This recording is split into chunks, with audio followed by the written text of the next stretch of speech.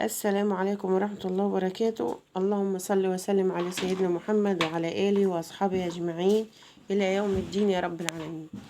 ازيكم يا أحبابي في الله؟ عاملين ايه؟ يا رب تكونوا كويسين وبأحسن حال وبأحسن صحة إن شاء الله. النهاردة يا جماعة فاكرين الفيديو بتاع الفراخ؟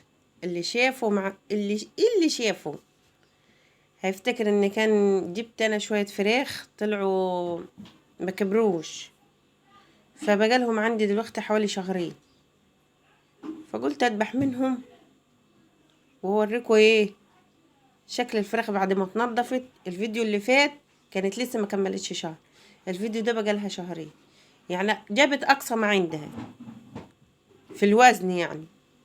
فقلت ارتاح منهم واذبحهم وخليهم ايه لدخلة رمضان ان شاء الله.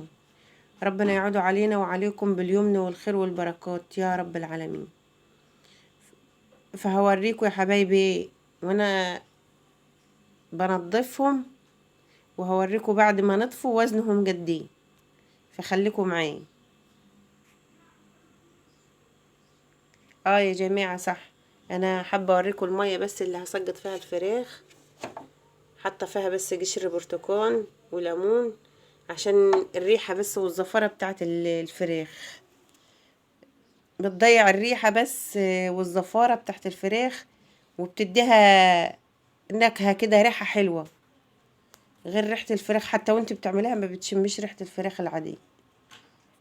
فخليكم معايا لاخر الفيديو ان شاء الله. وعايزه اقول لكم يا جماعه،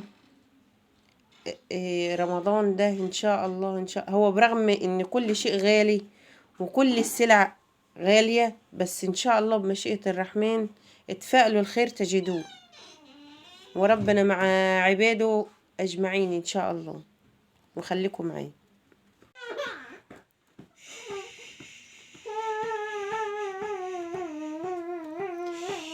ادي يا جماعه الفراخ بعد ما شلنا منها الريش ونضفناهم، بس مش تنظيف نهائي،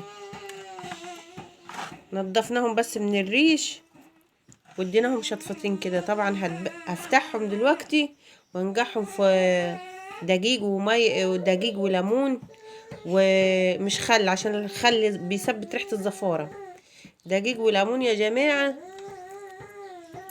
وطماطم. الطماطم بتسحب ريحة الزفارة والله العظيم، بتخلي ايه ريحة الحاجة جميلة. وكمان انا طحنة برتقان، قشر برتقان من الشفا وطحناه، فهضيف شوية في المية بيدي برضو ريحة حلوة. ادي يا جماعة الفرخة يعني ما فيهاش كيلو ونص كده، جابت اقصى ما عندها زي ما حضراتكم شايفينها. ويلا الحمد لله، قلت كل يوم اسلالي في 2 كده ان شاء الله. هم كلهم 6 اللي فضلوا يا جماعة، والله كل يوم اسلالي في 2 كده انضفهم، بس عشان مكة مش سايباني اعمل حاجة. وده كان الفيديو بتاعنا النهاردة. يا ريت تدعموني يا جماعة، اعتبروه زكاة رمضان، ادعموني بالاشتراك واللايك، وربنا يجعل في ميزان حسناتكم ان شاء الله. ودمتم معانا ان شاء الله، وان شاء الله عشمانة ان بيكم ومعاكم قناتها هتكبر ان شاء الله. حاضر يا ماما، حاضر يا ماما.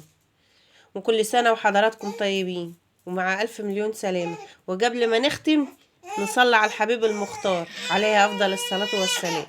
السلام عليكم.